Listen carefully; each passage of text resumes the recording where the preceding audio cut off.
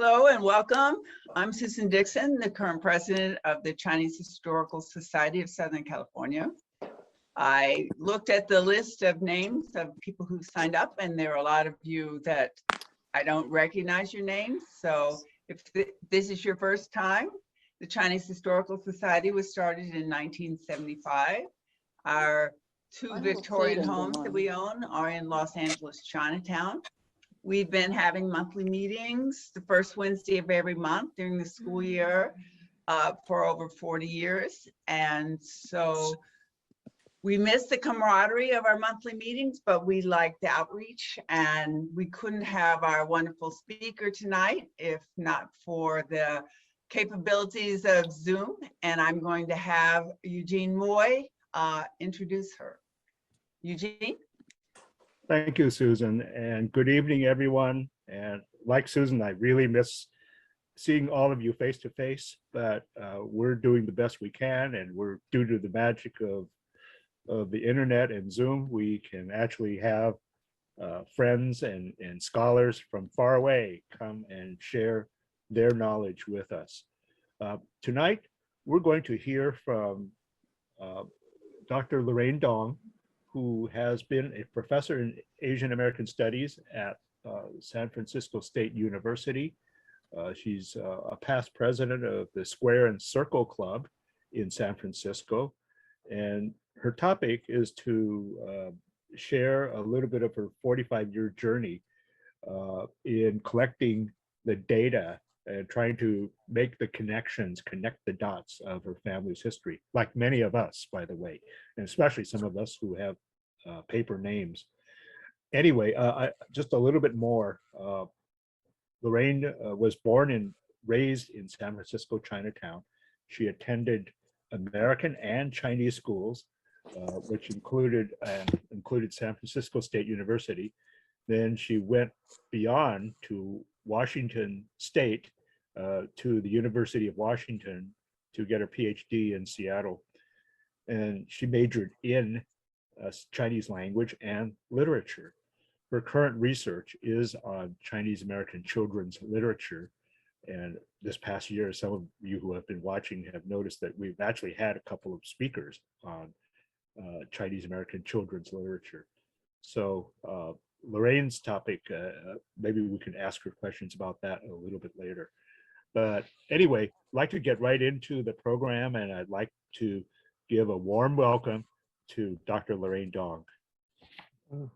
Good evening, everyone, and thank you. What an honor to be introduced by you, Eugene, who is well known and highly respected around the country among Chinese American historical societies. And I thank all of you for inviting me to share my family history. First, a little warning. I have an old laptop that misbehaves sometimes. So in case my audio fades in and out, I have written a narrative to go with most of my images, so you won't be missing much in case my audio fades. I will also stop video on myself now so that you can enjoy my PowerPoint and not be distracted by my presence. So let me start to share screen. Oh wait, I need to stop video first. Okay.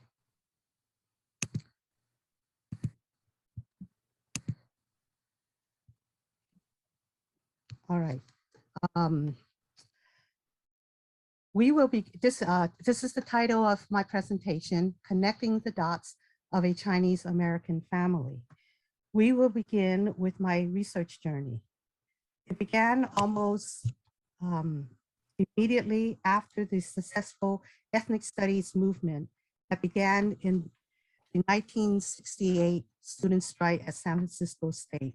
There was no such thing as ethnic studies classes at the time, and I did not know I would end up with a career teaching Chinese American studies classes. I also began doing this when family history was not an in thing for people to do. I was starting from scratch. Beginning in the 1970s, when I was a graduate student and my father had retired, I had many years of conversations with him about his life. Then in 1976, I decided to self-publish a Dong family history book. It was over 100 pages long. Printed only 5 copies as Christmas presents for my brothers and parents. It was based on oral history and whatever Chinese American resources were available to me at the time. Then 6 years later, I wrote the narration for my brother Arthur Dong's senior film project that was primarily about my mother's life. We were surprised that it became the first Asian American film to receive an Oscar nomination. It was in the category of Best Short Documentary. And that was that. I didn't touch my family history anymore because I was occupied with a lot of things that happened over the years until 34 years later, when I was and still am involved with the Square and Circle Club. Established in 1924, it is the first and oldest Chinese and Asian American women's service organization in the country. And we're going to celebrate our 100th anniversary in 2.5 years. The club also gave me my very first scholarship when I was a student at San Francisco State. Square and Circle Club's 2 service projects took me back to my family history. My parents and many elders have already passed away, so I went back to our home files and I studied more carefully the Dong family genealogy book that covered 19 generations from the Qing dynasty. I also found a huge folder containing my father's military documents. The club's projects took me to the National Archives in San Bruno, where I found my grandfather's file, but my parents' files were not there. They were with the US Citizenship and Immigration Services. I had to write and request for the files, and they gave me 2 discs containing all the files they had on my parents. You will see some of these documents in my presentation. The club's first service project began in 2016. It was a response to the Angel Island Immigration Station Foundation's call for the community to submit Angel Island family histories to their website called Immigrant Voices. Over 10 of us began working on the club's Angel Island Family History Project. After 4 years, 4 of us presented our family histories at a general meeting. And last year in 2021, we finally had our stories published on the Angel Island website. The club's second service project came just as we were wrapping up the Angel Island project. In 2018, the Chinese American World War II veterans were collectively awarded the Congressional Gold Medal. And CACA put out a national call to gather information on our World War II vets. We answered that call, and 5 club members presented their families' war vet stories at another general meeting. These stories are now published in a Chinese Historical Society of America's journal to be released later this month. And here I am today connecting the dots of all these years of research to share with you. I'm not only connecting the dots of who's who in the Dong family tree, but more importantly for you as a historical society to see how all our families are integral to American history by connecting the dots between one Chinese American family's history, mine, with America history. Tonight, I will focus mainly on the country's immigration policies and laws. So let's begin. We start when it was free and open immigration in America. Once upon a time, there was a Dong family from the village of Keilok in China. Dong Fun-kil was the first Dong to come to America. He left around 1874 and made 3 trips back and forth between China and America. He worked as a laborer in Watsonville, California. And he also purchased $200 worth of shares in the Dong dried fruit plant in Watsonville. He was supporting his wife and 3 children. 2 sons and 1 daughter. When Dong Fun Kyu was in America, the country's immigration policies became more restrictive and hostile against the Chinese. First, there was the 1875 Page Act, with the goal of banning Chinese women from entering, alleging that they were all coming as prostitutes. The 1917 Asiatic Bar Zone Act banned even more Chinese, especially those living in specific Asiatic zones. The 1924 Asian Exclusion Act limited Chinese immigration further, using citizenship and a national origins quota as criteria for immigration. And the most well-known immigration act against the Chinese, the 1882 Chinese Exclusion Act, the first federal immigration law to ban a group based on ethnicity and nationality. With these immigration restrictions, Dong Fun Kyu's 2 sons went to the American continent, but avoided the United States, as you can see in this map. Dong Yuk Ha was son number 2. He went to Canada on a merchant visa when he was 31 years old. He owned restaurants and stores on various occasions and was able to go back and forth 4 times. He spent his last years in Hong Kong. Dong Yuk Ha had a wife and 5 children to support, 2 daughters and 3 sons. He was my grandfather, and my father, Dong Moon Yu here, is the middle child, but was also the number 1 son in the family. We only have 2 records of Dong Yuk Ha, and one is a picture of him in Canada when he was about 52 years old, standing in front of a store. And we also have a letter, handwritten letter, that he wrote to my father, teaching him how to roast a turkey with a recipe for stuffing, something that he probably learned in Canada. Now let's go back to the United States during the Chinese Exclusion Act. This time period resulted in the developments of a Chinese American Bachelor Society, paper families, and the Angel Island Immigration Station that was created to stop the Chinese from entering as paper fathers and children. Dong Fun Kyu's number 1 son, Dong I Sing, was actually the first son to leave China. He chose to go to Mexico.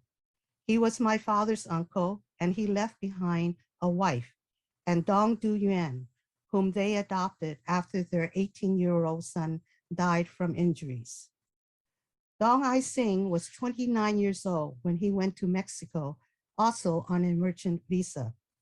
One day, he crossed the border to Arizona, got caught, and was put in jail for unlawfully being in the United States.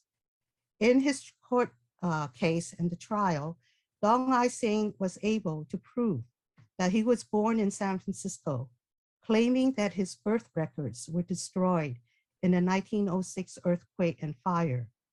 He was then legally declared a US citizen and issued a certificate of discharge. Dong I Sing eventually joined his father in Watsonville. He also purchased $200 worth of shares in the Dong dried fruit plant. For the next 12 years, he worked in Watsonville and later in San Francisco. Then in 1921, he went to Angel Island to apply for a passport for his so-called first visit to China.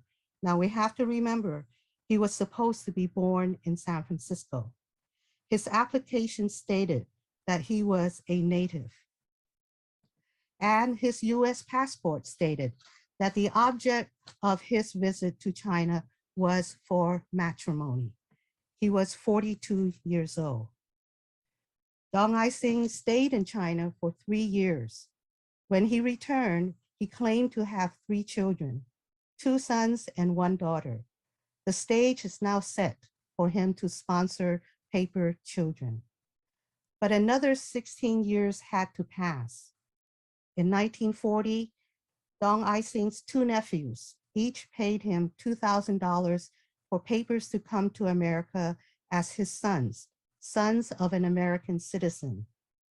The two brothers also left their families behind.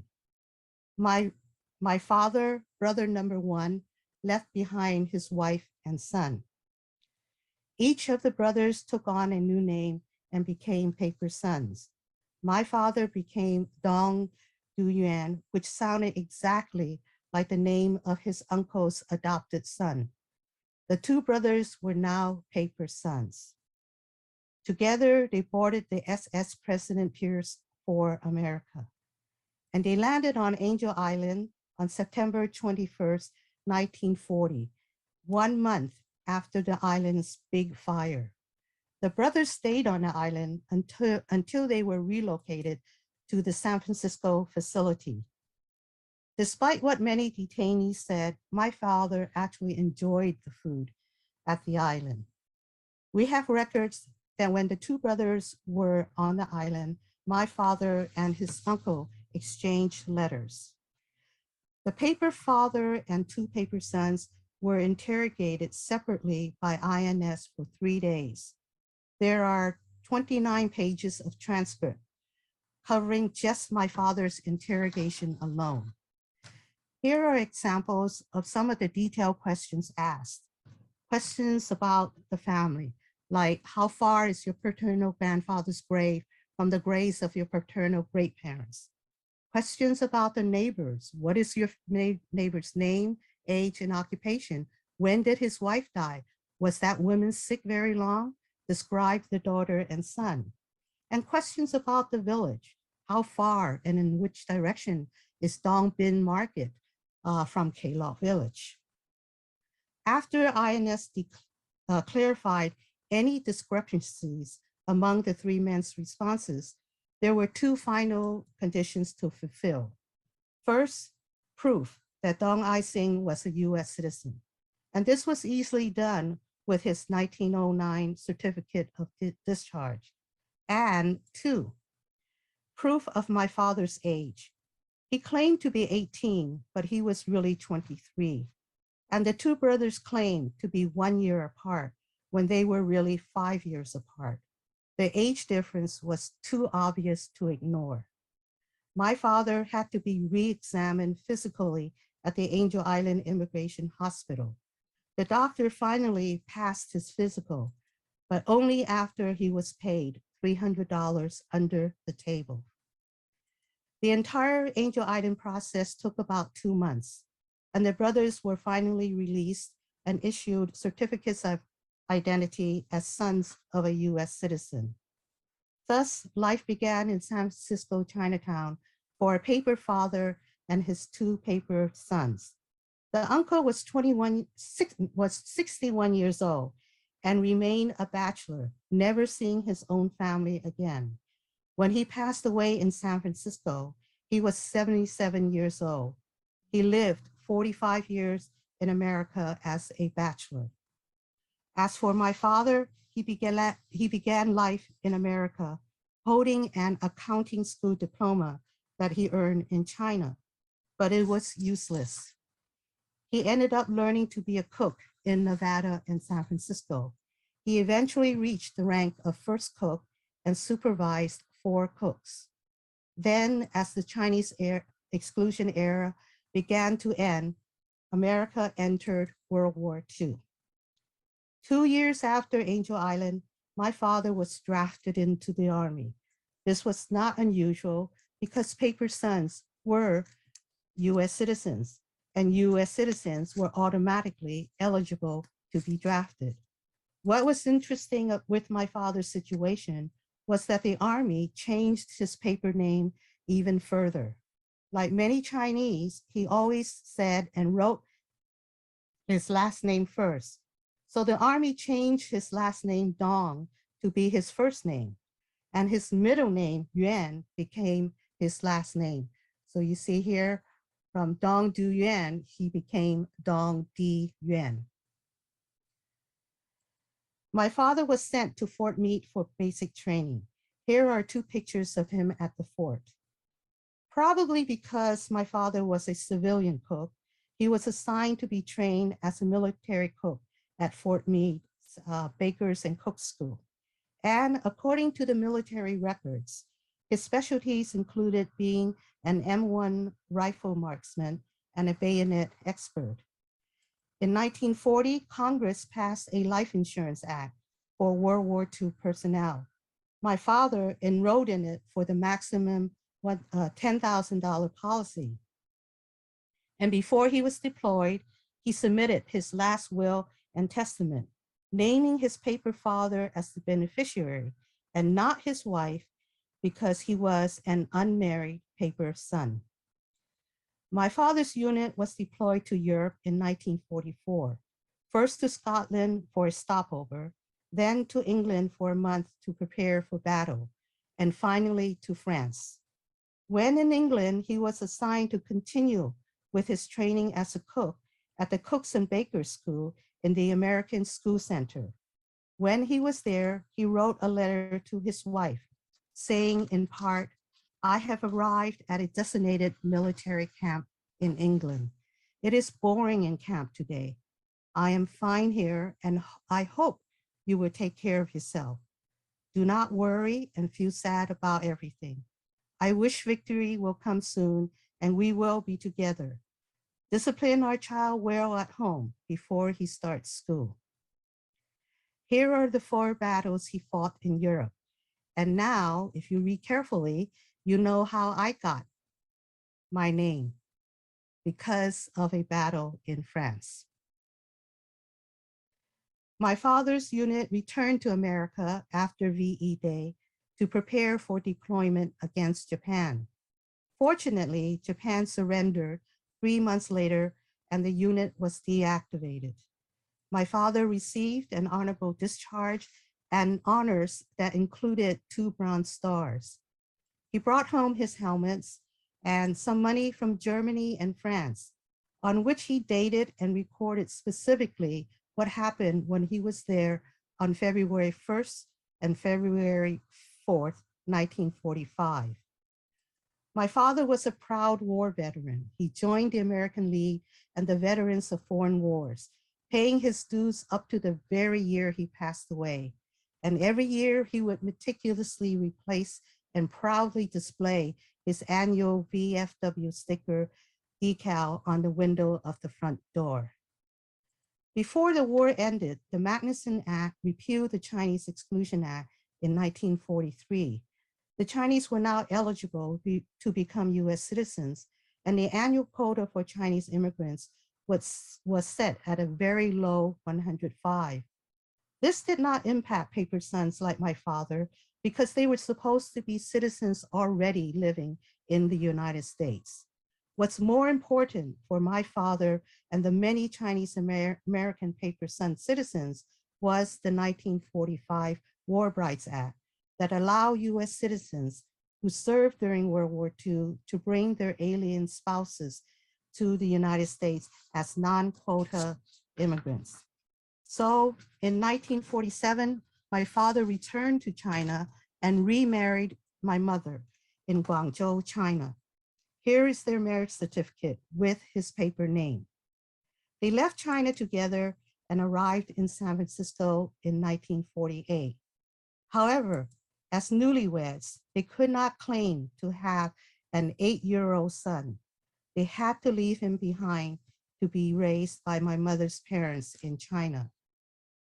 When my parents began their life together in America, the country had entered the Cold War era with its McCarthyism, Red Scare, and intense anti-communist policies.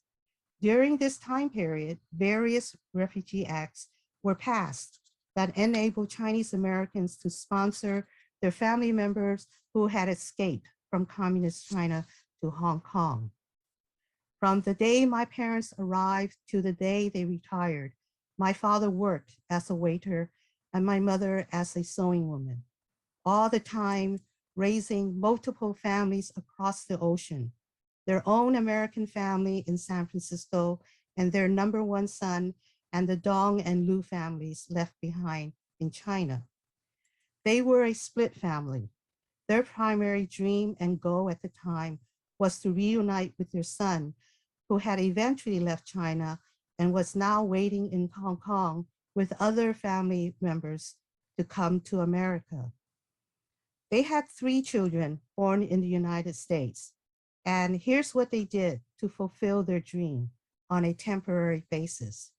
They had a family photo taken in 1953. Then they sent it to Hong Kong. The photo was returned on the following year.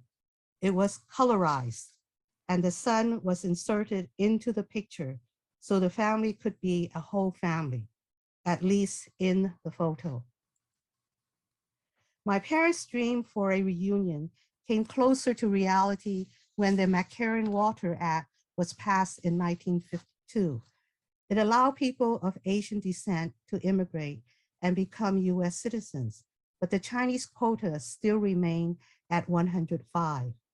However, the big break for paper families like ours was contained in Section 203 that stated spouses and minor children of US citizens were able to immigrate without quota restrictions.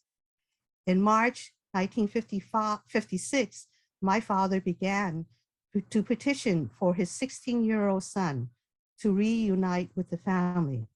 This time, he claimed the son was born out of wedlock. However, during the interrogation process in Hong Kong, INS discovered that my father was a paper son. In June, my parents were convicted of entering the United States illegally and were immediately subject to deportation.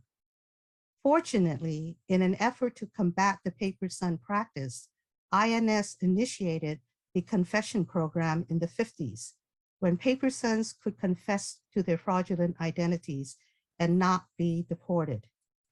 My father had no choice but to confess. And also fortunate for my father, Section 329 of the Mccarran Water Act allowed aliens to naturalize if they served honorably in the US military during World War II. Serving in the Army helped my father again.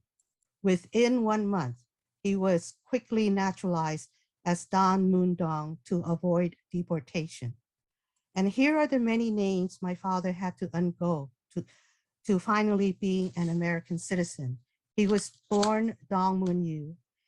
His paper name was Dong Du Yuan. The military changed his name to Dong Di Yuan, and then he naturalized as Don Moon Dong. Next, my mother's deportation case had to be resolved.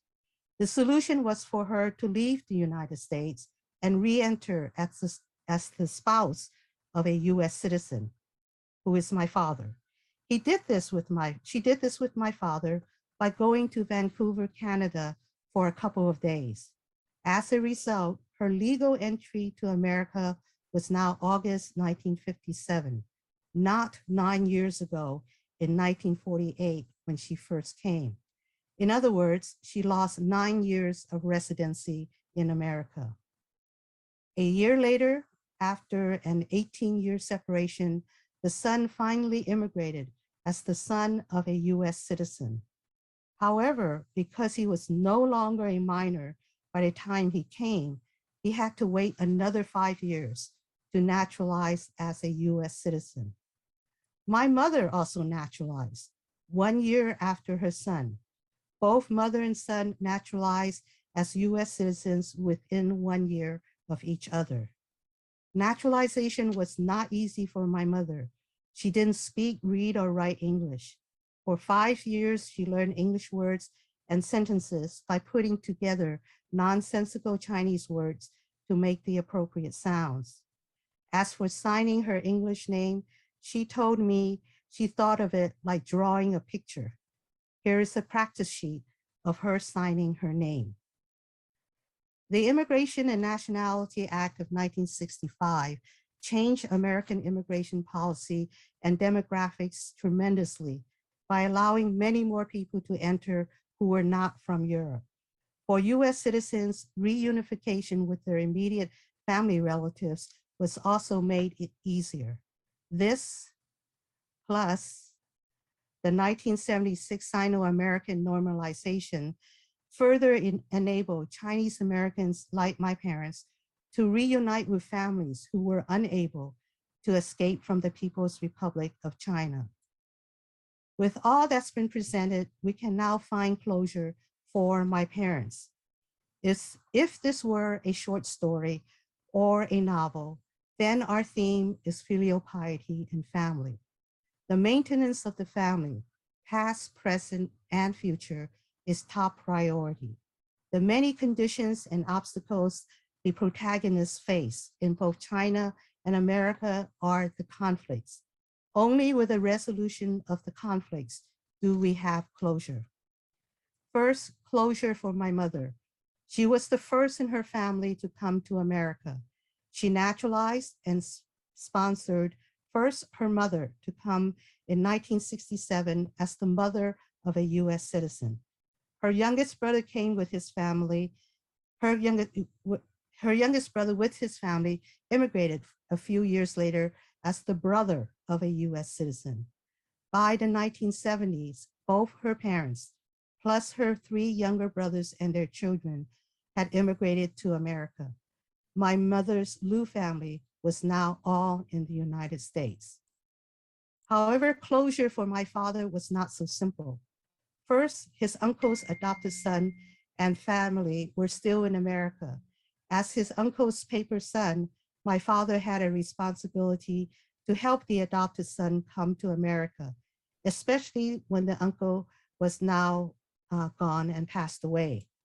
As for my father's own family, his 2 sisters and second brother were able to settle in America, but his own father and third brother were not and had relocated to Hong Kong. As number 1 son of the family, my father had a responsibility to get his own father and third brother to America. My father found a solution for his father, who had died in 1954 and was buried in Hong Kong. In 1979, he carried his father's ashes across the Pacific to be buried in Daly City, California, 1 row behind his own planned gravesite. His father was now in America. The situation for third brother was more complicated. In 1940, my father came as his uncle's paper son. The uncle died in 1956 and left behind his adopted and only son, Dong Du-Yuan, who had 6 children. In 1962, third brother died in Hong Kong, leaving a wife, son, and 2 daughters. My father's attempts to adopt the children failed. Then in 1972, he and his aunt co-sponsored Dong Du-Yuan's 2 oldest sons to America under a Refugee Act. The uncle's 2 grandsons were now in America. And in a strange twist of fate, third brother's widow married one of the grandsons. As a result, third brother's family also immigrated to America. The family then moved third brother's ashes from Hong Kong to Coma, California. He was now in America. Finally, we have closure for my father. For Dong I Sing, like the 2 nephews he brought to America in 1940 as paper sons, his 2 grandsons are now sponsored to America by one of the nephews in 1972. As for my father, his own father and third brother and family were now also in America. Next comes closure for my parents. They were married in 1938. They had a son in 1940. The family was split beginning in 1940 when my father left for America. The family continued to be split when both parents left the son in 1948 and began a family in America. Finally, the family is reunited in 1958. And despite supporting multiple families across the ocean with their wages as a waiter and sewing woman, they were able to buy a house and a car and to support their children's education. Before my father passed away in 1988, he saw his 2 eldest children marry. They gave him 4 grandchildren. And for the Historical Society members here, Lorraine is the one in red in the middle of the picture next to her grandfather. And the family continued to grow. Sons number 2 and 3 had families of their own, and 2 grandchildren married. And before my mother passed away in 2013, she saw a 20th generation added to the Dong family tree. My parents, they began with a simple life with simple dreams and goals. This was complicated by external factors beyond their control, but they persevered, and in the end, their dreams and goals were realized. They had a hard but full life. The story of this Chinese American family does not end here. There are many more dots to connect. So I end the story here with you today, but for you to know that this is definitely not the end. Thank you for listening to my family's history.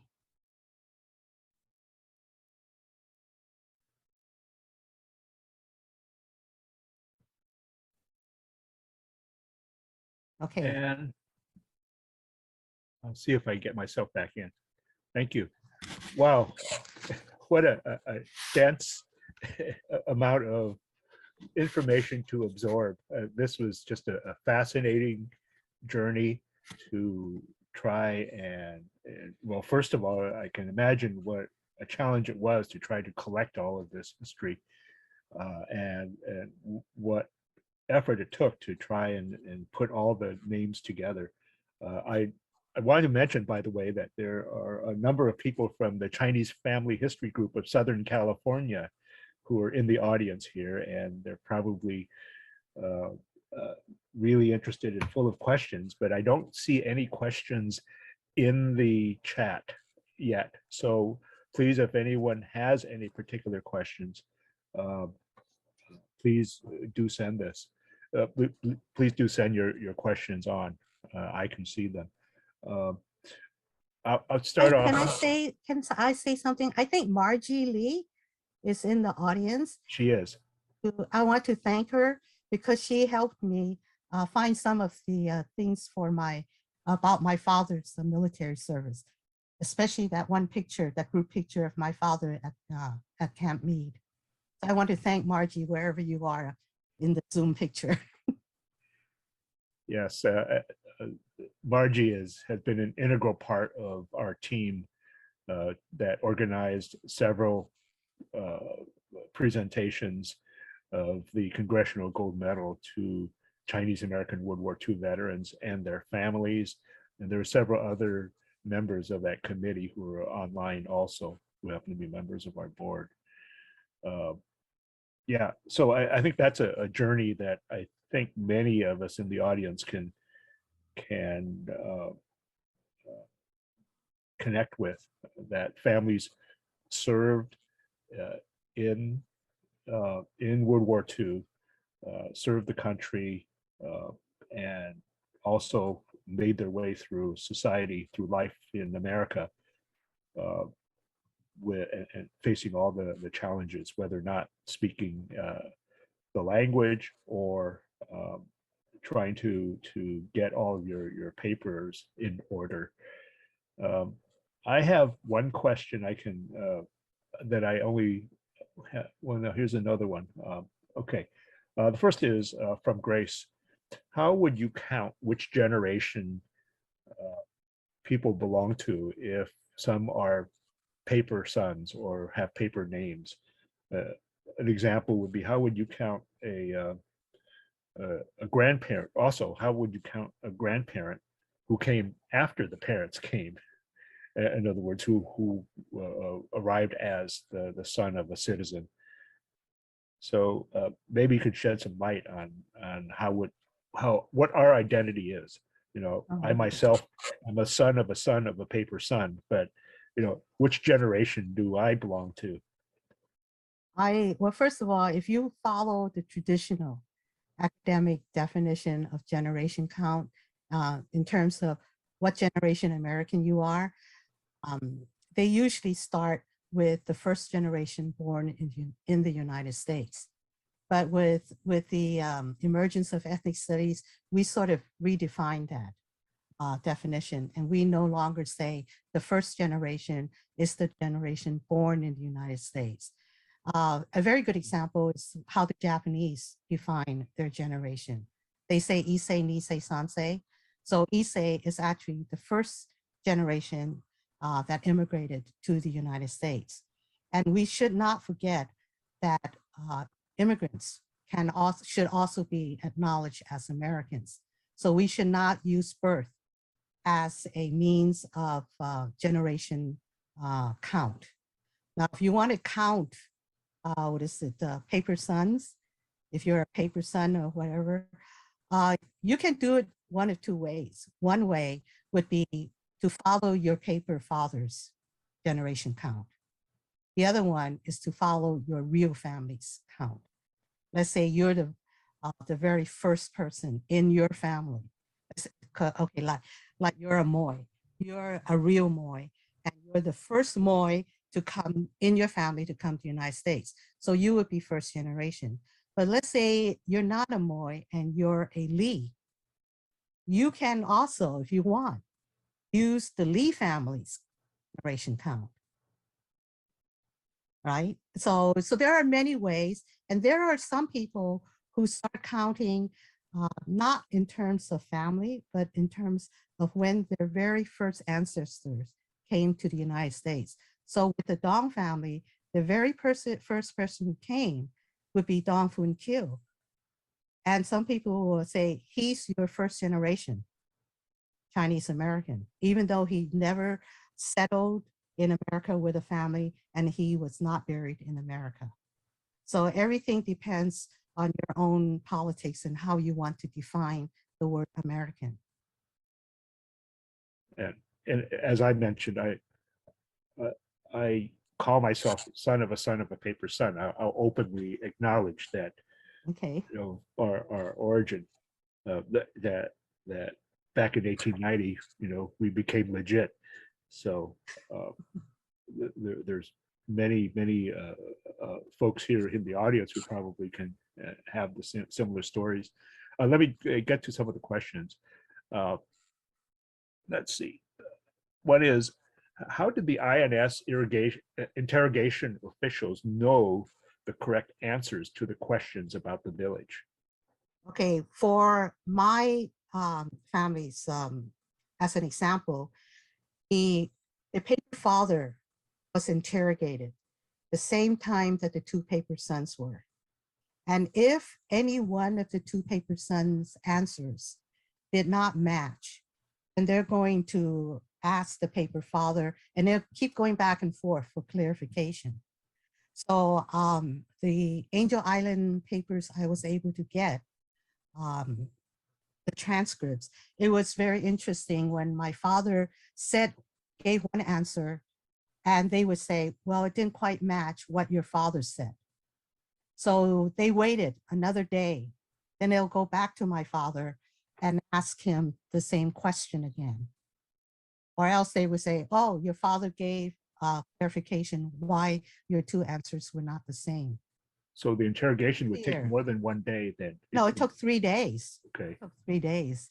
And there are other ones that are more complicated from the histories that I have read. Some families, the members, some of the families interrogation, the INS actually went back to China to clarify the answers. And that's why it was harder, and it took longer for some people to pass the interrogation. It was fortunate that the paper father and paper sons were here in the United States. So INS didn't have to go to China to verify the answers. That's going to some effort or expense, it seems like, just to follow up and track that down. Well, Ginger has a question, said, how did the INS know how many steps from one place to another? They had to, as long as the answer matched between the paper father and the paper son, they were happy. That's the case with my family's file. So do you have any relatives left in your village? Yes. Or anywhere else in China? In Hong Kong. I have some in Hong Kong and some in China, a few, but I've lost contact with them. I made several trips to China, to my parents or my father's village, and I met one family at least. And at that time, I didn't know how I was related to him. And now I realize that he was the son of Dong Duyuan, the adopted son. And he, the last time I heard, he has immigrated and is now living in the East Coast. Okay. And speaking of the East Coast, I have a comment here. From the East Coast? Well, actually, there was a number of people in this audience here who I recognize who are from very scattered locations. Stephen Eng is either in Philadelphia, where his job is, or he could be in Wyoming, where his new home is. Wow. One of our board members, Angela Lancaster, is probably in Portland right now. So we have quite a few people from a wide geographic region. And our past president, Tom McDonald, is on the list, and he's up in Central California somewhere. Wow, you're very national. Your organization is very national. Yeah. So here's a question here. I was trying to get this, read this carefully. Is there a reason why a paper son would not be moved back to China after his death? My Aye was buried in the Ningyong cemetery, but his body was never returned to China. He died at a very young age at 47 and was last interned in Cypress Hill Cemetery in New York City. Okay, there could be many reasons. They might not want to be buried back in China because they feel that they are an American. And I can explain my father's situation, why he carried and had his father's ashes to be buried in the United States. There are several, it's multi-layered, the reasons why he did that. Number one is my father felt that he is now an American. And he realized that all his children are going to be Americans. And in order to fulfill his filial piety responsibilities, you know that the Chinese people once a year in Qingming, they go and visit their ancestors to pay their respect. If his father is left in China, and I know how sexist this is because we're not talking about the mother or anything, but if the father was left in China and everybody's here in the United States, what is your filial piety responsibility in terms of going to the cemetery to pay your respects to your ancestors?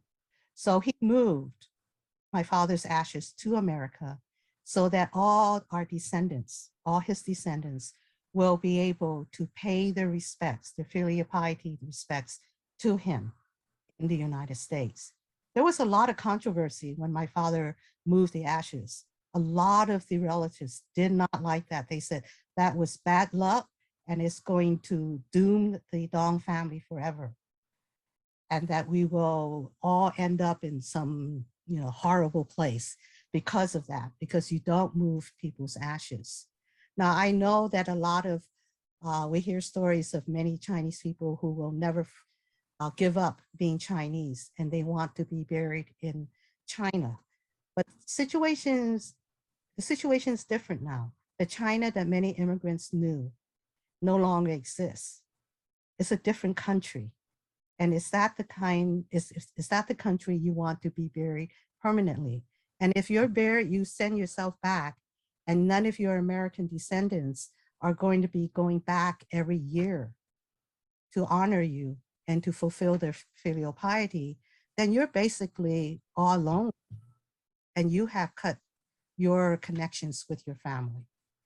If you tell your family, I don't want to be here, I want to be buried back in China. So there are many reasons. I'm not sure what the circumstances are. There could be political reasons why a Chinese person does not want to be buried in America after living in America for a long time. Maybe they felt the racism and they don't think America is the kind of country America should be, and that he prefer a country like China. So it's kind of hard to say in a more uniform way that this is how, or a generalized reason why somebody would not want to be buried here and want to return to China. I think we all feel different degrees of Americanness. Right. And So all depends, again, right, how American you feel. Right. Some other questions here also. Well, this is a kind of a basic one. To find the immigration records, should we start at San Bruno or INS or where? I can't find my grandfather's ship passage, and he doesn't show up in the census until 1930, although I know he was here in the 20s. Well, first of all, the ship passage, I had a hard time too. And I kept saying, how come I can't find my father's or grandfather's ship passage? And then I just realized my grandfather, he was not papers, he claimed to be a US citizen. So and besides, he smuggled across the border from Mexico. So he wouldn't be listed on any passenger list. So that explained that. And then for my father, he did have passenger list. And like I said in the beginning, I couldn't find his files because they were with the US citizenship and immigration services. So you can request to have your parents or grandparents' records if they're over there, located there, to be sent to you. And that's what, and it was really quick. I guess I was lucky. I was able to get 2 discs, one for each of my parents within half a year of my request. And I was told that sometimes it takes a long time to get those records. And 1 year or 2 years ago, they wanted to charge everybody over $300 to get information on all the past records. And I don't think it went through. Yeah, I don't know that. I got it for free. I didn't have to pay anything. And there may be some answers from some of our members in the Chinese Family History Group who can help, who might have an updated information on that. Margie Lee actually has a question following up on that. How long did it take you to connect all the dots?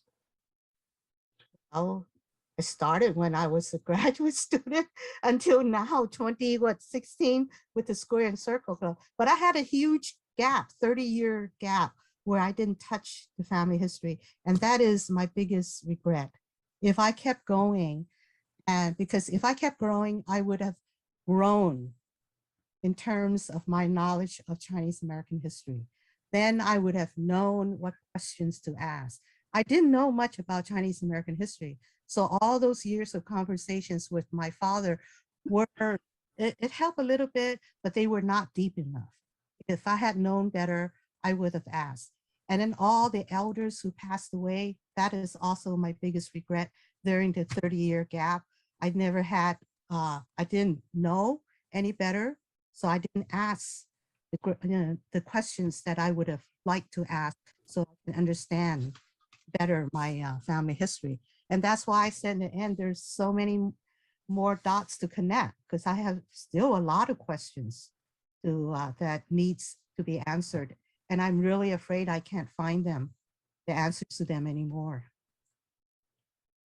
You know, we could spend all evening, but I'm going to try and get through a number of other questions, and we'll try to go through these quickly.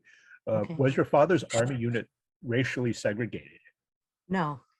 We have that information. He was only, I think, a few Chinese among, the many white and black soldiers that were. Well, I don't think there were any black soldiers. He didn't talk about black soldiers. And let's see. Any advice for people who are researching their family history, just starting to? I would suggest that, this is to Sharon, take a look at the Chinese Family History Group of Southern California website. And I think you will find a lot of resource material there. And I think you can get started. Maybe for us here, what we can do is answer some of your some specific questions specific to your case. Could your father have taken advantage of the War Brides Act to get your mother into America? Well, he did. He did. Okay, that was Yeah, because that's what I thought. Yeah. well, there were two situations. First, when he was still a paper son. So when he was a paper son, he was a U.S. citizen, and the original 1945 War Brides Act allowed U.S. citizens to bring to America their alien wives. So as a paper son and as a U.S. citizen who served in the war, he went to China to marry my mother. And that's why he had to leave the 8-year-old son behind. The second time was when he was caught. So he was no longer a U.S. citizen. But in the Mccarran Water Act, there was a clause that if you were an alien serving in the war, then you can marry an alien and she would be able to come to America. So that's how he was able to fight deportation or have a legal reason to not be deported after the confession. And the lawyers were very good. This is where all the documents I got from the government was really helpful. If you guys are able to get those documents, read those documents, because in those legal documents, they actually cite very specifically the exact law that enable or make your case. And that's how I knew that section this of the Mccarran Water Act, section that of the Mccarran Act applied to my family because of these documents, these legal documents. And let's see. A question from Bogey Salvador from the Chinese Family History Group. Lorraine, I appreciate how you connected the dots between your family history and the history of Chinese in America, especially as it pertains to discriminatory laws and practices over the decades. I'm trying to do the same with my great uncle's story. Do you have any tips or advice for those of us who are also trying to connect those dots with California history? Well, what I just mentioned, if you're able to get your parents or your ancestors' records, legal records from the US government, which I did through the USCIS, if you're able to get that, those documents, well, those are legal documents and they are very specific in terms of documenting and telling you specifically what law and what section of what law applied to your ancestors' case. So that's the first place. I didn't know that until I got those files. Then I said, whoa, if I had known this earlier, I wouldn't have to go around in circles. So if you don't have those records, you could do what I did. And that is read as many Chinese American history books as you can and learn about all the laws and the policies, and then try to match it with the dates of your ancestors and see how it could have possibly impacted your ancestors. That's the hard way. I read lots of books, you know, like I can these. see, I can see. And the story is still full of holes, you know, because I always say our ancestors were very smart. You know, they knew how to avoid the census when they had to sometimes, because I could catch them in one census, but not in another. Where'd they go? So, you know, they that happens. Here's from Chuck Wu, by the way, who was a member of the Chinese Family History Group, and actually he's my twin brother because we both had our birthdays yesterday. Oh, well, happy birthday to both of you. Anyway, Chuck says, very well done. Your father was a paper son like my dad, and they both served in the military in World War II. Where did you find your father's paperwork after he became a naturalized citizen? So did the INS continue to collect records, or was there another place to find those any documentation? Well, after he naturalized, well, the majority of the paperwork I got from the government, from US CIS, pretty much ended with naturalization, the date of naturalization, because they figured that's close. But I was lucky because my father, for whatever reason, saved everything. And the home files is like a treasure trove of information. That military folder I found was incredible. I didn't have to go to the military department to try to get my father's records at all, because they were all there in the original document. Some of them were not, because he had to give the original to the lawyer when he naturalized. But he made photocopies of all the original, and I think I give my father a lot of credit for saving all these documents. And he was really good. He saved all the letters written between my parents and all the families in China. And I was able to read many of them, and I found out a lot about the families, which I didn't expose because they're all family secrets and little things like that. But it was very, very interesting in terms of learning more about the family history by reading all those original letters that he saved. At some point there were no more records in RG 85, record group 85, the immigration files, and so you found them in the US CIS. Right. Okay, in the immigration. And there might be more. There might be more that I don't know about, and maybe the group that's here, they might be able to shed some light on where we can find more documents beyond what the USCIS have. And let me see here. I know it's past 8 o'clock, and we kind of set that as a time to retire, but I'm trying to see if there's some other unanswered questions. I know that it's not easy. I'm squinting and reading through some of the chat here. You got lots of compliments, by the way, Lorraine, so people really appreciate it. So I'm not going to repeat all of them, but yeah, I think we've covered a lot of this already, and so I think that we really have learned a lot from just hearing you just for a brief 30 or 40 minutes on a Wednesday evening. And one day we hope that we'll be able to hear a little bit more, actually, because I think there's probably a lot more to the story. Can I ask one question? Tell us a little bit about the Square and Circle Club and why it was important for you to be a part of that organization. Well, you can say it's like filial piety, because they gave me, like I said, they gave me my very first scholarship when I was a student at San Francisco State. And it was $150. That was a lot of money for me at that time in the 1960s. And I never forgot that.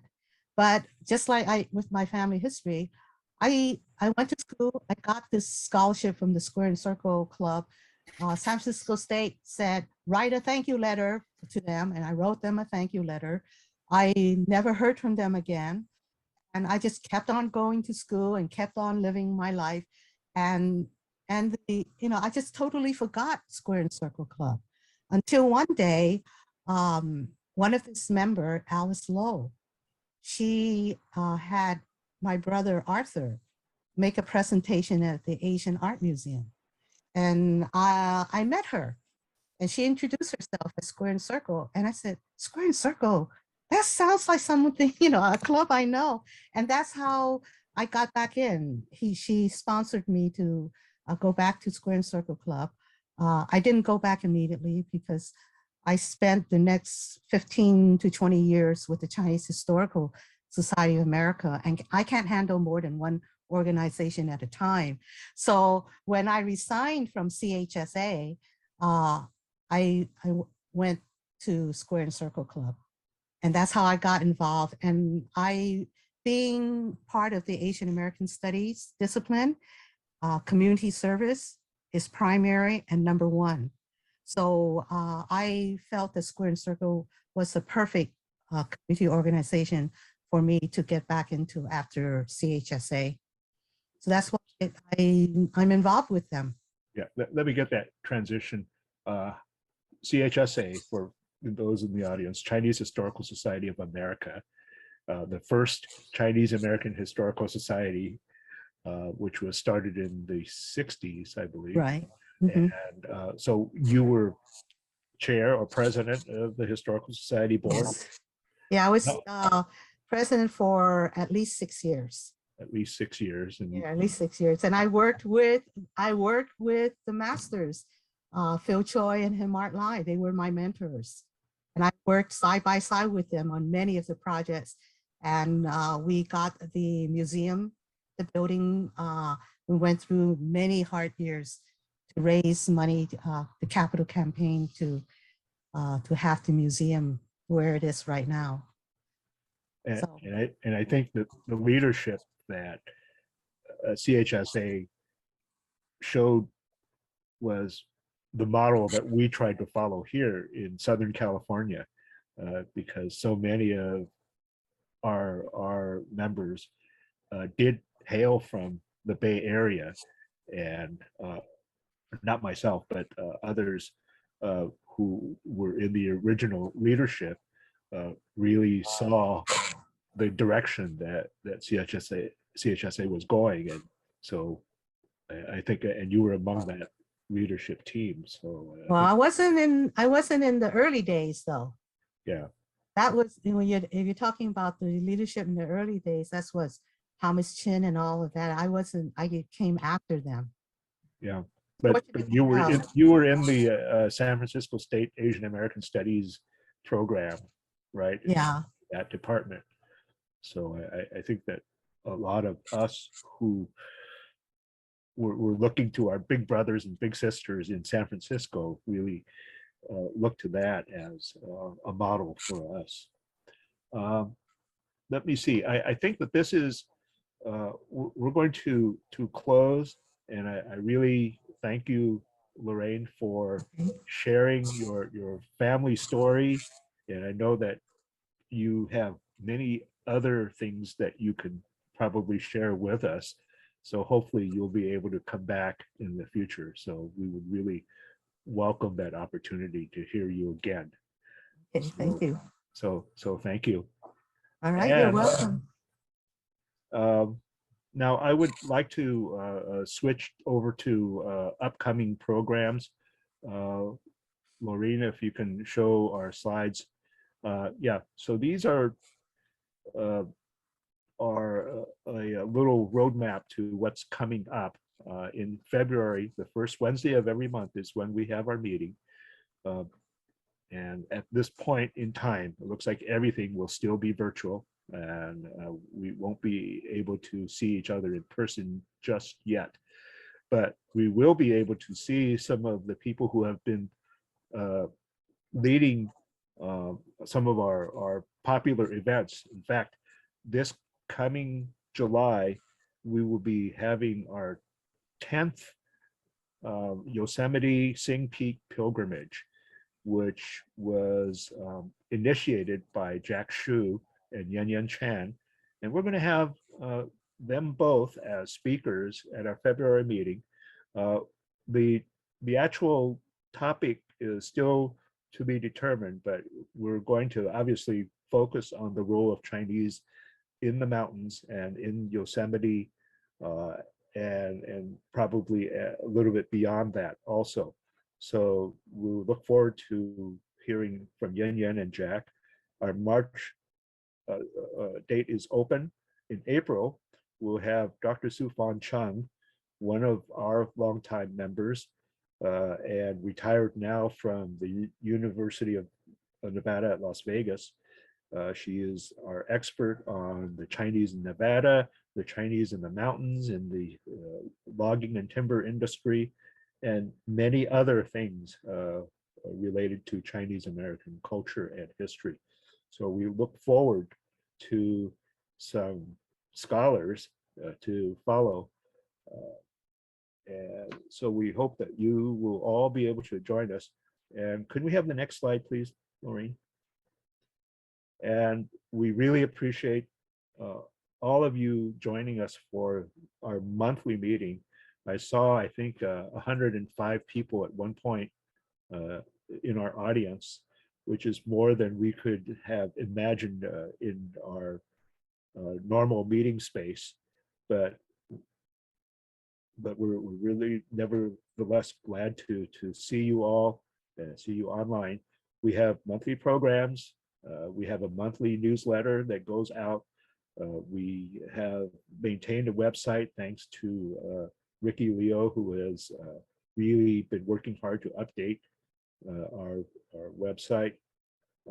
We have our local history archive, which is still being worked on. When I went into our Historical Society office today, there was Linda Bentz with Anne, our archivist intern, who has been going through some recently acquired archival collections.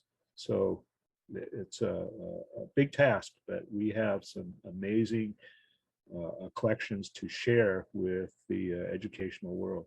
So there are lots of things going on, and we're working on a virtual walking tour, which we'll be able to share hopefully before too long. And as I have mentioned more recently, we are going to be renewing our effort at the preservation of the China House or Chinatown House in Rancho Cucamonga, and in other locations too. So, and by the way, at Yosemite, we of course in October celebrated the ribbon cutting for the Chinese Laundry building, which was finally repurposed back to its original use, and has now become a interpretive center for Chinese American history. So we are definitely working to reclaim our Chinese American history, and we're hoping that all of you out there in the audience can contribute to in your own way. Anyway, I'd like to turn this back to our president, to Susan Dixon, and she has some final words. I asked to kind of be the end because I had a personal note for Lorraine and thanks. Back when, some of you know that I was a teacher in Los Angeles Chinatown for over 35 years. And in the mid-90s, I got a bootleg copy of The Sewing Woman. And as a fifth grade teacher, it really was great to put it into the curriculum and every year to show it to my students. For those of you that don't have never seen The Sewing Woman, I definitely recommend it. If you didn't read the bio or weren't here early enough, Lorraine had written the script for this her brother's documentary that was quite well received. But when you start seeing the beginning of the show, it's just it was just the mother. She's doing her work, and she says in Chinese, "I don't know why you're doing this. I'm just a sewing woman." And well, my kids know Chinese, and so they snicker. But it's very validating for them because they knew that their families or neighbors, they worked in the sewing factory, and this was a true validation. And this is what preserving history is all about. And so I'm glad that we could have you tonight and that others could see your efforts in saving history. So thank you, and I hope you will join us next month.